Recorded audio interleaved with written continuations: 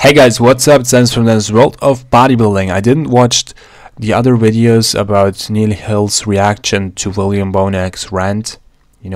Basically, William Bonac fired Neil Hill during an Instagram rant where he was really emotional, and he was also rude, to his coach, especially at the end, the F word, the FU word.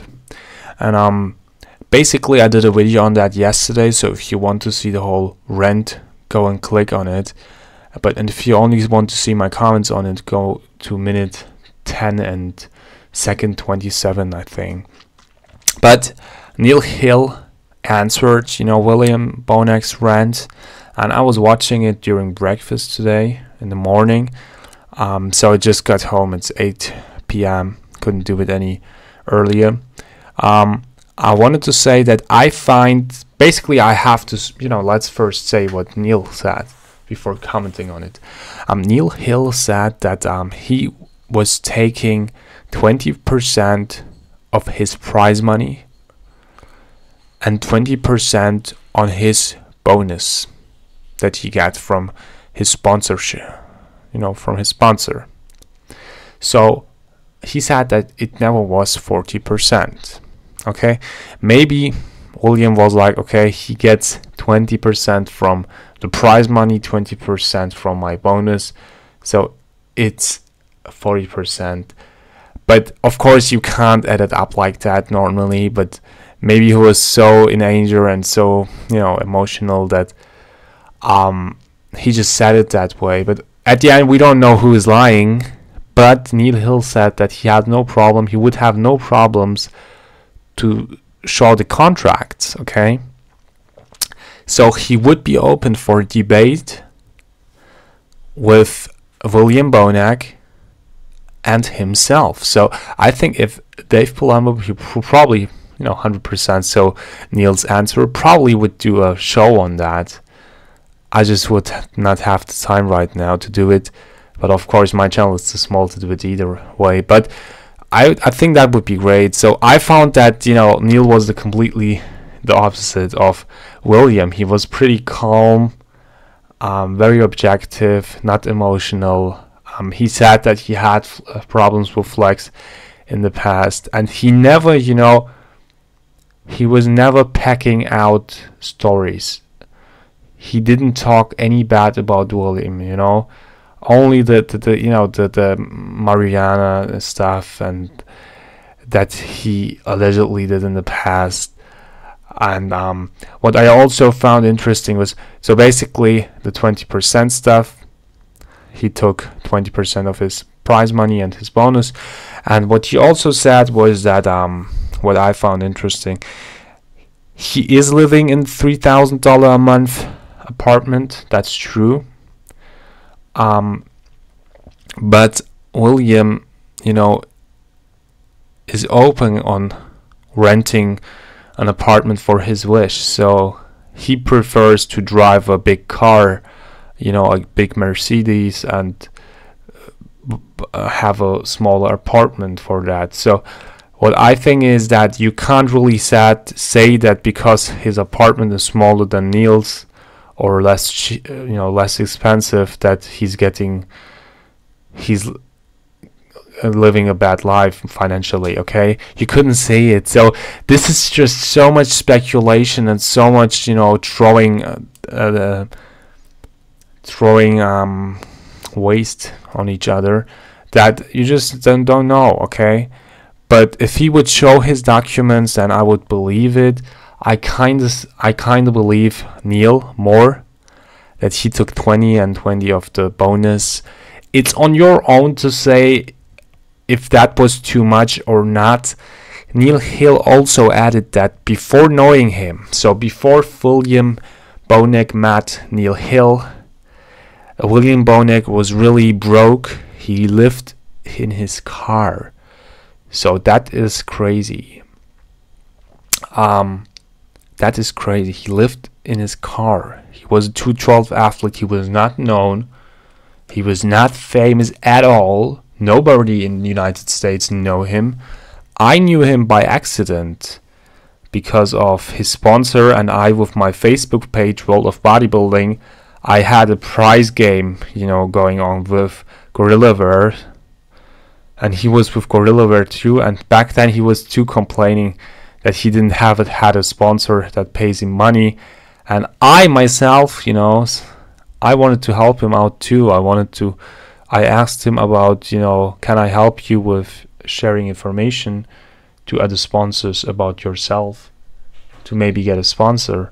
But he was nice to me, so he said that I thank you a lot, but you don't have to do that and stuff like that. And he found something, I don't know it exact, I can't search it up. If you want to see screenshots or at least my comments, because it wasn't, we were very good, you know, it was just a couple sentences I was talking with him. But what I wanted to say is that basically I'm sure that it's 100% true that William Bonac came from nothing, really nothing. He seems to live in his car. He had problems with his relationship, split up, divorced. He didn't have an easy life, and he never complained about it. When I think about it, he never complained about it. You know, when I see Kai Green, you know, all the documentary, all the stuff they did on him, that he had such a bad life, and then I think about William, who didn't have a better life, but never complained about it. So if you would ask people, or if you even would ask me, of course I knew the story from back then, but let's say I didn't know, I couldn't say if he had a bad or a good life back then. Maybe, you know what I mean? He never complained about it, he never whined about it, he never said he's a rocky story, although he is. So that is something that I really respected about William. What I found not so, what's not so good is he's an angel, very, very fast. And one tip I can give William is that if he has business problems, he should ask all the other top gurus and top, prep coaches what they charge. Okay, so he could be very open to the coaches like Chris Aceto and other guys, and say, okay, George Farah, Hani Rambo, I don't know, Chris Aceto, Neil Hill is taking this and that amount.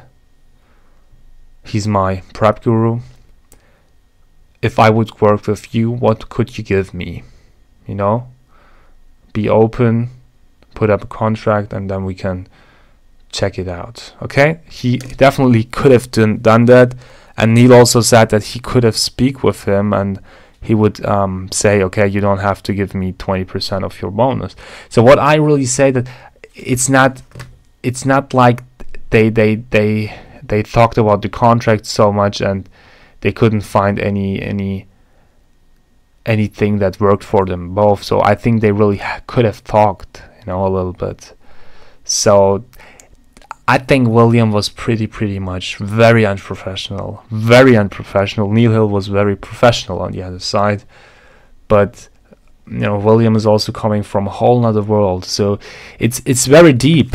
It's actually very deep. It's at the end, it's just a split from the prep guru, but I would say it's a very, very deep problem and a very, very deep relationship and issue, because if you think about it, what he had for a life, then you maybe could understand him more, and when you rewatch the video. So it's hard to argument on this one. Of course everybody will say something else, but what do you think, guys? Are you with Neil? Are you with William?